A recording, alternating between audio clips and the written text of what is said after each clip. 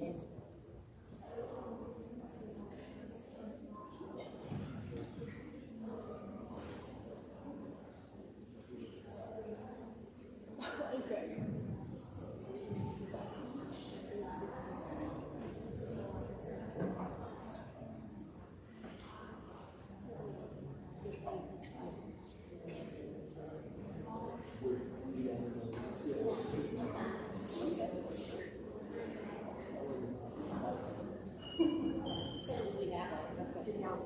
Yes. We're good, thank you.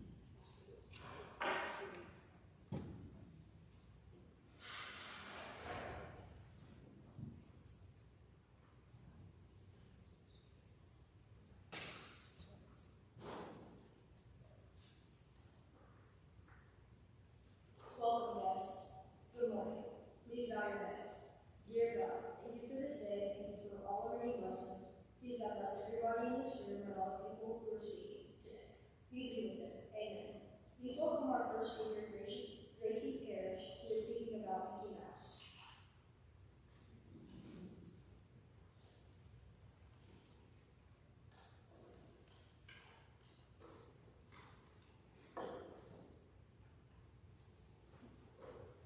If someone described a cartoon character with mouse ears, white shorts, and yellow shoes, you would probably think of the global icon Mickey Mouse. In fact, Mickey Mouse is one of the most recognizable characters in the world. Walt Disney created Mickey Mouse in the late 1920s during a difficult time in his life. Mickey's creation was a turning point for Disney after a career-threatening contract dispute. Not only did Mickey save Disney's career, but he went on to influence the film industry and pop culture for generations. The development of Mickey Mouse began at a low point in Disney's life. While traveling by train in 1928, Disney sketched ideas in a notebook. Before Mickey, Disney had a popular character named Oswald the Lucky Rabbit. Oswald was a success, and Universal Pictures owned the rights to him, and Disney sadly lost control of him due to a contract dispute. This loss was a huge setback and nearly ended Disney's career. Instead of giving up, Disney decided to create a brand new character that he would fully own. This decision helped shape the future of the Walt Disney Company. Disney and his team began reworking Oswald's features while experimenting with new designs. The character's ears became simpler and rounder, giving him a mouse-like appearance. Even after the design was mostly finished, the character's name had not been chosen. Disney first wanted to name him Mortimer, but his wife, Lillian Disney, thought the name sounded too serious and suggested Mickey instead. Disney liked the name, and Mickey Mouse was born. Today, Mickey's name is one of the most recognizable in history. Mickey's first appearance was in a short cartoon called Play Crazy in 1928. This short was originally shown as a silent film and did not attract much attention. A second short, The Galloping Gaucho, also failed to become popular. Everything changed with Mickey's third cartoon, Steamboat Willie. This short used synchronized sound, meaning the animation to match the music and sound effects perfectly. When Steamboat Willie was released, audiences were amazed, and Mickey quickly became a star. This helped launch Disney's success in animation. Although Mickey became famous in Steamboat Willie, he did not speak right away. His first speaking role was in the cartoon The Carnival in 1929. His first words were hot dogs, hot dogs. Over time, Mickey's personality changed. In his earliest cartoons, Mickey was mischievous and sometimes rebellious. As Disney's audience grew to include more families and children, Mickey became more wholesome, friendly, and responsible. This change helped him remain popular for many decades. Mickey Mouse has appeared in many television shows over the years, one of the most famous being the Mickey Mouse Club. This show features young performers called the Mouseketeers who sang, danced, and performed skits while wearing black hats and mouse ears. Each day of the week had a theme, such as Special Music Day. The show was extremely popular with children, and it also helped Disney sell merchandise around the world. Another popular show featuring Mickey Mouse is Mickey Mouse Clubhouse. This animated series created for preschoolers focuses on problem solving and teamwork. In each episode, Mickey and his friends go on small adventures and use clues and tools to help solve problems. The show introduced Mickey to a new generation of young readers and helped him keep relevant in modern times. Mickey has also appeared in many movies. He's especially well known for his appearances in holiday films, such as Mickey's Christmas Carol, Mickey's Once Upon a Christmas, and Mickey's Twice Upon a Christmas. These movies often retell classic holiday stories with Mickey and his friends as the main characters. One of Mickey's most famous non-holiday movies is the 1940s film Fantasia. This movie is a collection of animated segments set to classical music. In the segment The Sorcerer's Apprentice, Mickey plays an apprentice who misuses magic to avoid chores, causing chaos. This was one of Mickey's most memorable performances and showed that animation can be both artistic and entertaining. Mickey did more than save Disney's career. He helped change animation, entertainment, and pop culture. From his beginnings after the loss of Oswald the Lucky Rabbit to his many appearances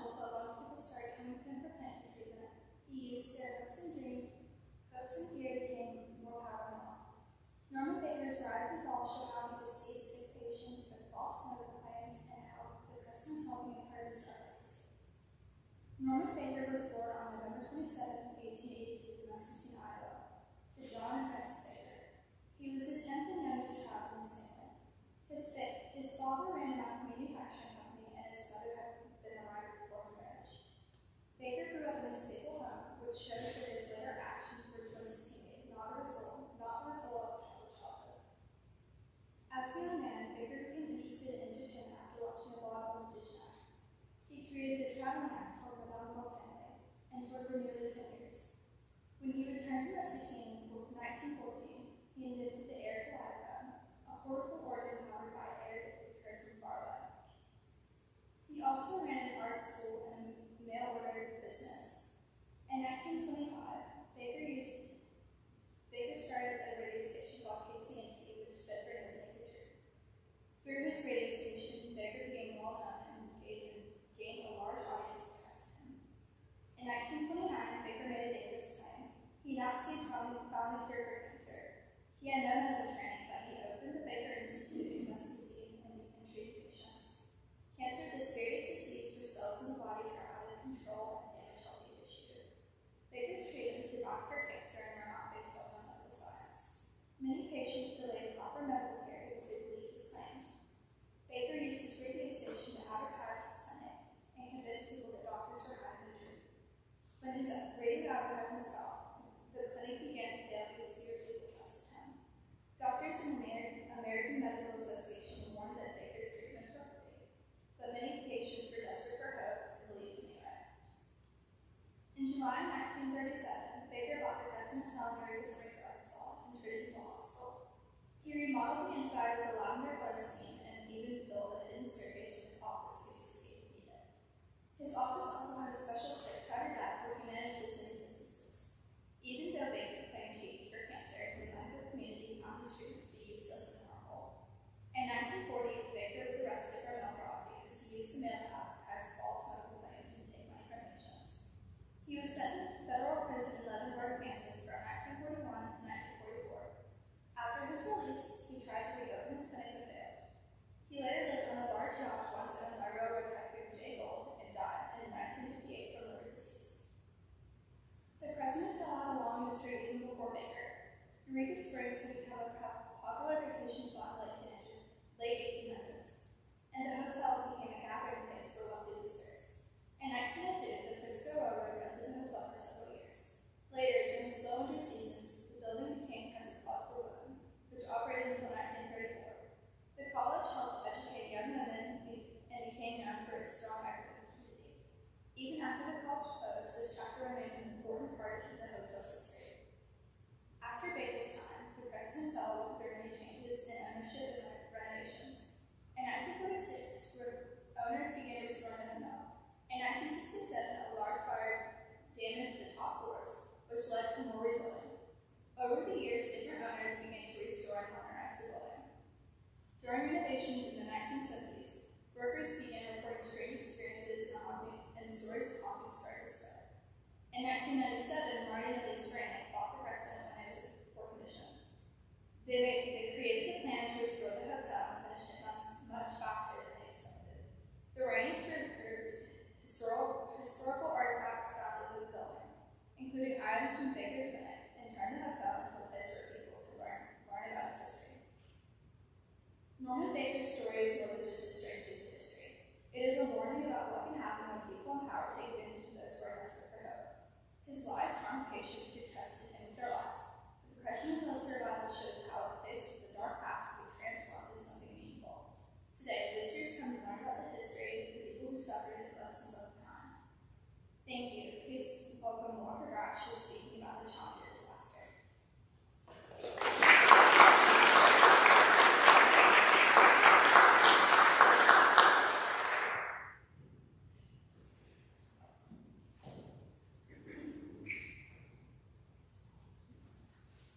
Imagine standing at Cape Canaveral on a cold January morning in 1986. The crowd is cheering, the cameras are rolling, and students all across the country are watching live in their classrooms. Then, just over a minute after launch, a bright fireball fills the sky. On January 28, 1986, the Space Shuttle Challenger exploded, turning a day filled with excitement into one of the most tragic moments in American history. To understand how this happened, we must go back to the beginning of NASA's Space Shuttle program and the decisions that led up to this day. The Space Shuttle program was created after the success of the Apollo program in the sky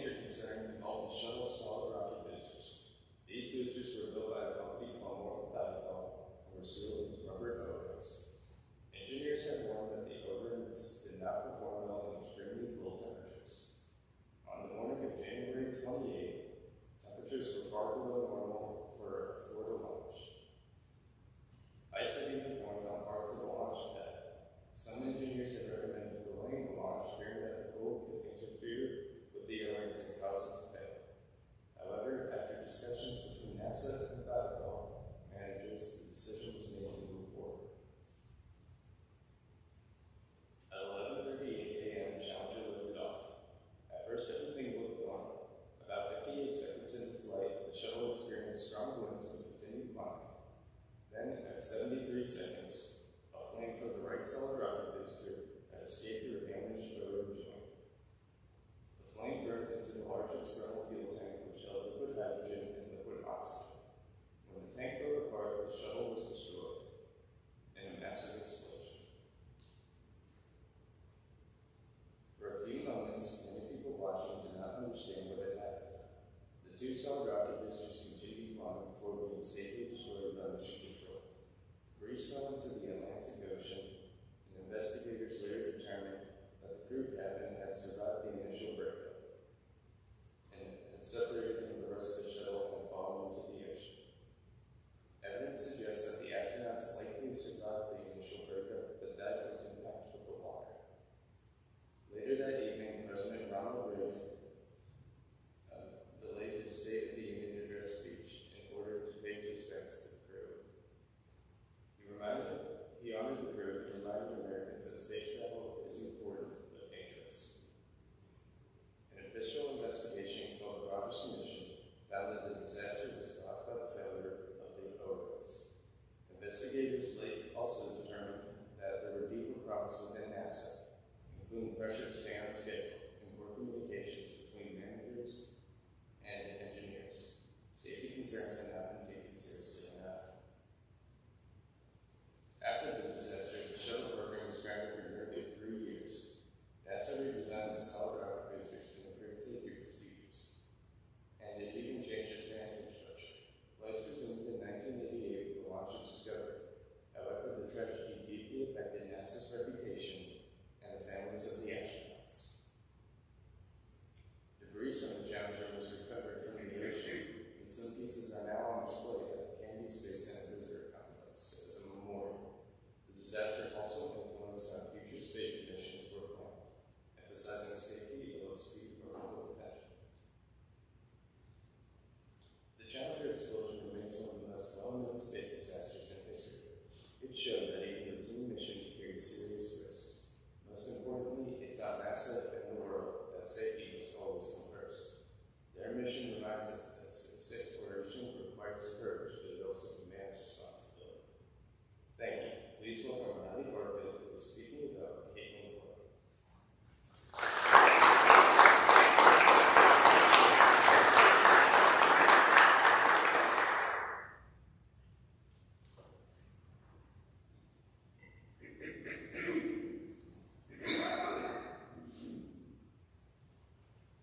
People often say one person can't change the world. One person changed the WNBA in a huge way. Caitlin Clark, born January 22nd, 2002 in Des Moines, Iowa, the middle child of Anne and Brent Clark, grew up with her two brothers, Blake and Colin. Growing up with her brothers helped shape her competitive spirit. From the very beginning, Clark wanted to be the best, and she was willing to work for it. Clark's parents always encouraged all their children to do sports, since it was a big part in their own lives. So when Clark was 5, she told her parents that she wanted to do basketball. But there was no girls' team for it, so she joined an all-boys team that her father coached. Playing with boys made her tougher and more confident on the court. She stayed on the all-boys team until 5th grade, and she finally joined an all-girls team. When Clark was little, she loved shooting threes, but her father made her work on the fundamentals like close-range shooting and ball control. She did not always enjoy this, but as she got older, she understood the importance of the fundamentals. Those skills that she learned early on one day helped her become the greatest college basketball shooter the world has ever seen. Clark attended Dowling Catholic High School in West Des Moines, Iowa. As a freshman, she averaged 15.3 points, and as a sophomore, she raised average 27.1 and was named Iowa Central Metro Player of the Year. Her junior year, she averaged 32.6 points, and she broke the record for the single most three-pointers in a single game.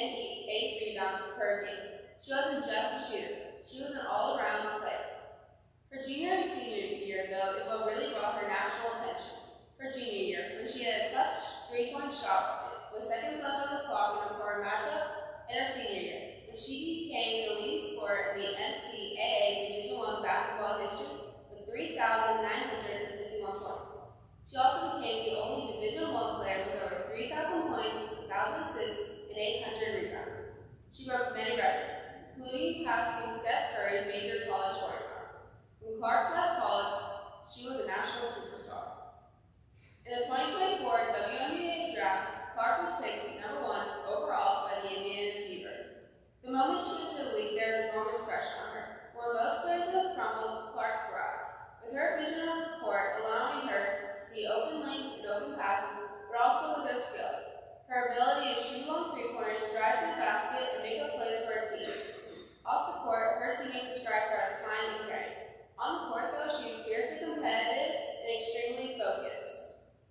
Clark's impact on the WNBA has came immediate. Tennis numbers rose, game prices increased, and TV ratings skyrocketed. People who have never thought of even thinking about seeing a WNBA game on TV were now buying tickets just to see her.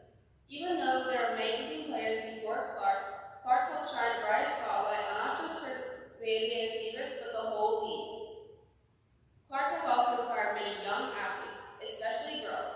According to Coach Stevie, a St. Louis basketball coach, she has seen a number of girls increase trying out not just for basketball, but for other sports as well. Clark has boosted girls' confidence all around to try out for sports that may have been more manly in the past. Even when Clark was young, she also looked up to WNBA star Maya Moore. She one day dreamed of being in her position. Now young fans wear Clark's jersey and scream her name. But even with all the fame Clark receives, she continues to work hard, because she knows when one player succeeds, the whole team does. Clark's journey from being on an all-boys team in Iowa to being the first pick in the WNBA shows just how far determination can take someone. She's broken many records and changed the talk around women's basketball. One person may not be able to change the world, but Caitlin Clark has certainly changed the game. Thank you. Please welcome Steffi Gallup, who is speaking about Backstage on Broadway.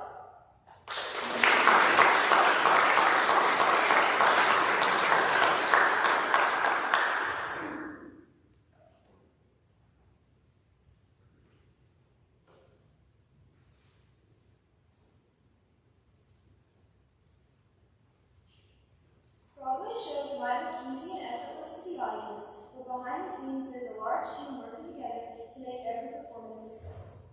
Broadway productions in New York City depend on designers, managers, and technicians, and many other workers who rarely get the spotlight.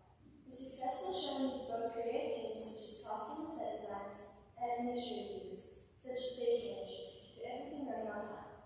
Without this teamwork, a Broadway production would quickly fall apart.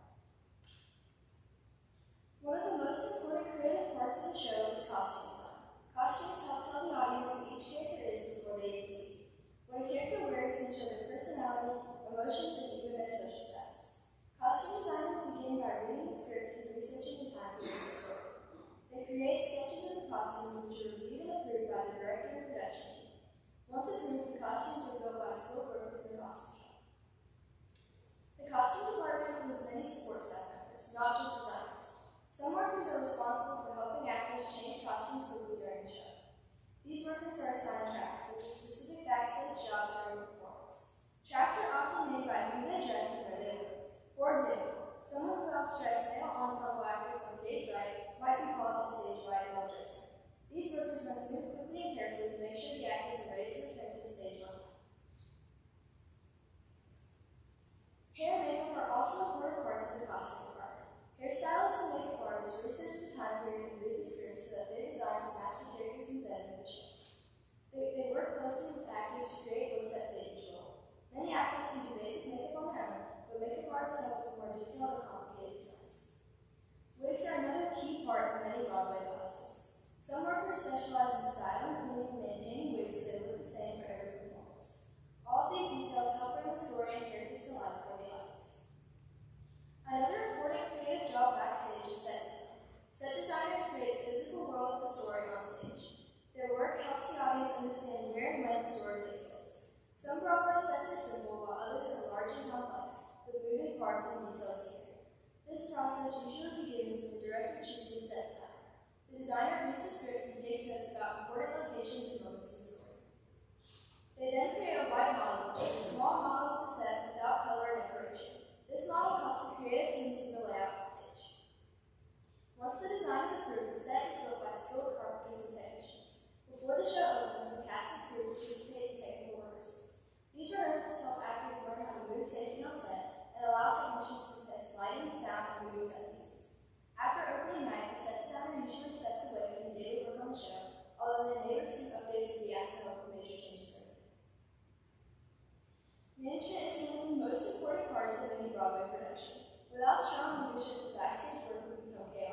Stage managers are in charge of running rehearsals, organizing schedules, and communicating between director, actors, and crew. During performances, stage managers call cues for lighting, sound, and set changes to make sure everything happens correctly. House managers focus on audience experience. They help seat guests, handle accessibility needs, and manage emergencies in the theater. Producers and other managers also take care of business responsibilities, such as budgeting, contracts, and making sure workers have what they need to do their jobs. All these management roles help the production stay organized and safe. The teamwork in a Broadway production teaches an important lesson. Success does not come from one person alone. Designers, managers, technicians, and performers all depend on each other. While the audience sees the actors on stage, the performance is really the result of people working together behind the curtain. Their cooperation, planning, and hard work are what make Broadway shows special every day. Thank you. Please welcome Charlie Barnes to speak about marketing.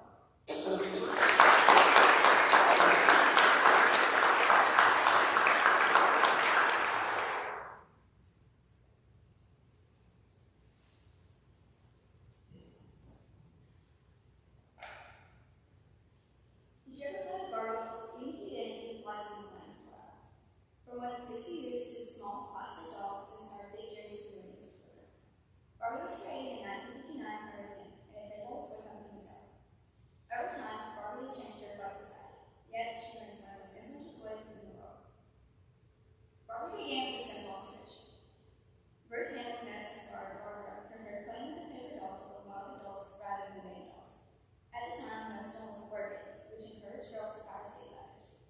Ruth knew she wanted to create a doll that showed girls that grow to have careers and independence. While traveling to Europe in the late 1950s, Ruth discovered a German doll called the Billy doll, which inspired Barbie's look and style. In 1959, Barbie made her initial debut at the New York Toy Fair wearing a red, black and white striped swimsuit and a high poncho.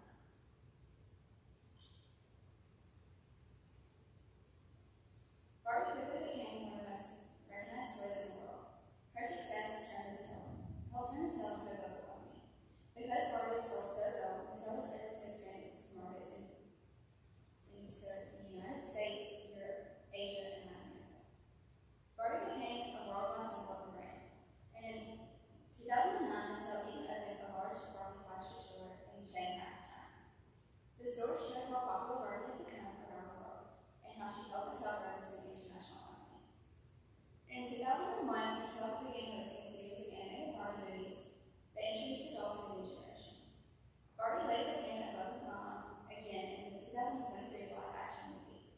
The film earned over $1.4 billion worldwide, and it became the highest-grossing movie of the year.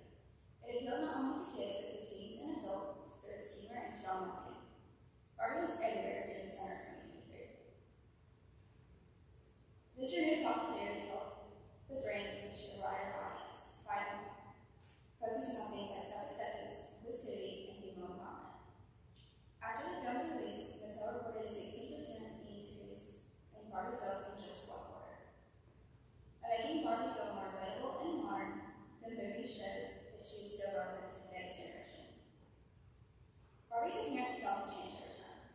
The original doll had stiff legs, 20 feet, and limited movement. And in 2015, Mattel introduced dolls with movable joints. So Barbie can now move her knees, elbows, wrists, and ankles.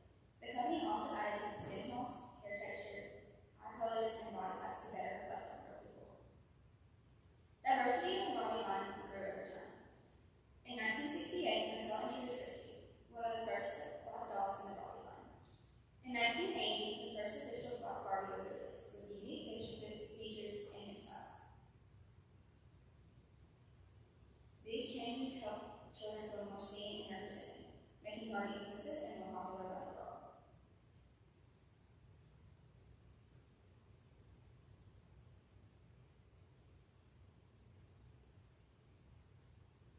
One of Barbie's most powerful features is her wide range of careers. She's had over 250 different jobs, including a doctor, astronaut, athlete, lawyer, scientist, and even a presidential candidate. Barbie is often shown as independent and ambitious, and many dolls include backstories that inspire her real women. These stories encourage children to imagine their future and dream big. Despite her positive impact, Barbie has